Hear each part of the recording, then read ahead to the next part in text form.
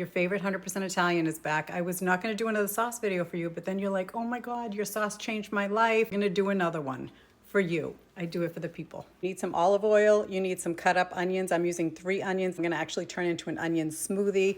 We're gonna change things up a little bit with tomatoes. I only have 3 tomato purees, and I'm actually gonna use a San Marzano peeled tomatoes.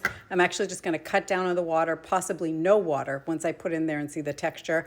I'm gonna use my garlic, take it easy. Listen, you can go cut up your garlic if you wanna cut up your garlic. Are you gonna be able to tell the difference? Probably not, but if that makes you feel better, do it to make your life easier and make sure you don't get heartburn. Which leads me to the magical ingredient, baking soda. And then I'm pulling this together last minute, so I'm gonna use some dried basil. I do not have fresh basil.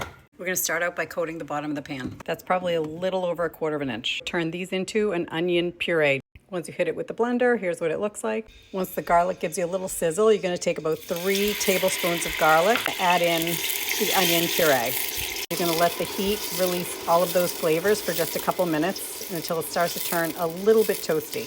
You're gonna put your 3 cans of puree in there, blend up your Marzano tomatoes, and just add those in. Now that's gonna increase the water content. See the texture before I add any more water. It's a little bit on the thicker side. I'm probably just gonna rinse out the cans and add a little bit of water, probably just a half a can in total. Now as you start to see the bubbles boiling up, you're gonna add a nice handful of basil leaves to let that flavor come up as it starts to roll up to a boil. That is already starting to look yummy. Cover it and let it roll up to a boil. A nice rolling boil, we are going to add, oh, don't freak out, baking soda. Added about a 1/4 teaspoon of baking soda. You can see it starting to bubble up now. That's why you don't want to do the carrot potato or the sugar, because this actually corrects the pH. It doesn't cover it up with sweetness. That's what makes it famous.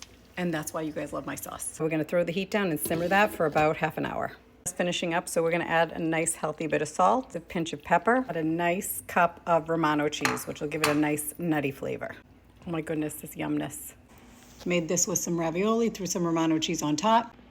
Oh my God, so good. Comes out a little bit different every time, but it's always perfect. Thank me later. Doesn't have to be that difficult. Buonissimo.